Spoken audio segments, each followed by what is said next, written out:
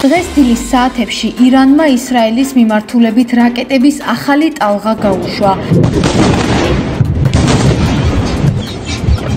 შედეგად ირანულმა რაკეტებმა მძიმე ზიანი მიაყენა 4 ობიექტს ცენტრალურ და სამხრეთ ისრაელში.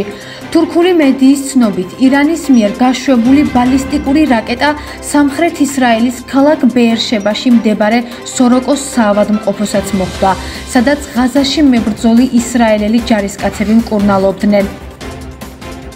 ასევე დაზიანდა ქალაქ თელ-ავივის ცენტრი, სადაც დასახლებული პუნქტია. ადგილობრივი მედიის ინფორმაციით, ირანული რაკეტები რამათგანსა და ხოლონშიც ჩამოვარდა.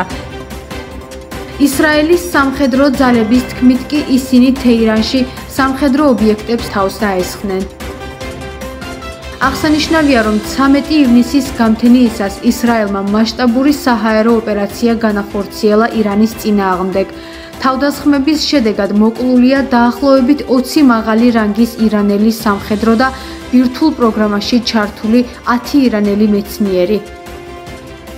ირანის სამხედროების მიერ ისრაელზე ბალისტიკური რაკეტებით დარტყმის შედეგად კი ამ ეტაპზე არსებული ინფორმაციით 24 ადამიანი დაიღუპა, ხოლო 500-ზე მეტი დაშავდა.